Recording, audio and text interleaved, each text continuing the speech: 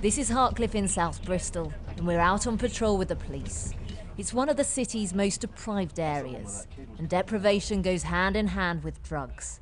Police here are desperate to break the cycle of crime. They know cut-throughs, they know gardens, they know what gate works, what gate doesn't work, they know what fence they can jump, what fence they don't jump. Day in, day out, the police carry out raids. Some days they'll uncover cannabis factories, on others it'll be drugs dens. In Bristol they seize around a gram of heroin every single hour.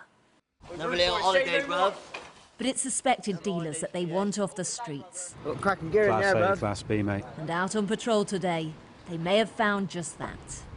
There's some wraps there, which will be crack, I expect.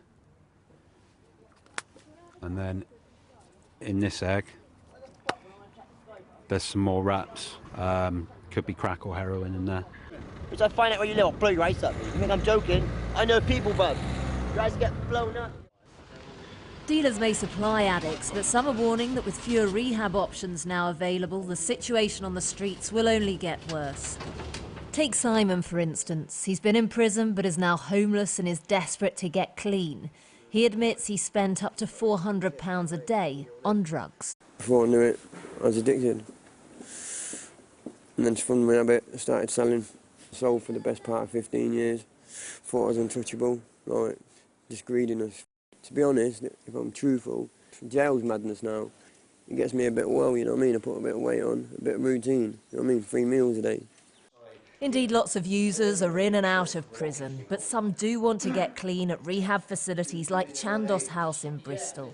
This residential clinic offers addicts a chance to learn new skills, but it's due to shut its doors in a matter of weeks because of funding cuts. And it's not alone. New figures obtained by the rehab provider UCAT show 30% of publicly funded drugs rehab centres have closed in 5 years, and they partly put that down to funding cuts of £60 million in that time period. Many, like Anthony Corbett, who's currently receiving treatment, believe rehab closures will lead to an increase in drugs-related crime. Most of these guys in here, out there, we'd rob each other, we'd stab each other, you know. I never thought about the consequences of my family. They didn't stop me, even though every time I went to the cash point, in my head went, sorry, sorry, but it still didn't stop me. And if I can't, you know, if I can't work for the money, I'm going to get it from somewhere else. Crime will go up. Indeed, back out with the police and we're in pursuit of a car that's believed to be driving dangerously. Yeah, mate, I'm just leaving Gerard close, so I'll float over that way. We find it and block it in. But the driver crashes into us and speeds off. We follow.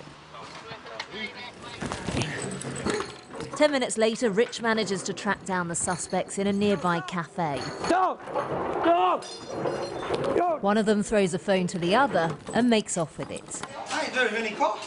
No drugs are found, but a man's arrested on suspicion of dangerous driving. Oh, I'm pulling me from the... It's not long before the police are back out on the streets, carrying out stop and searches and catching those in possession. Some insist that with less and less support available for users, they'll simply end up in and out of prison. But the government says it has invested £16 billion in the current spending period. Let you know about your appointment, all right? So that councils can offer drugs treatment services. Rebecca Williams, Sky News.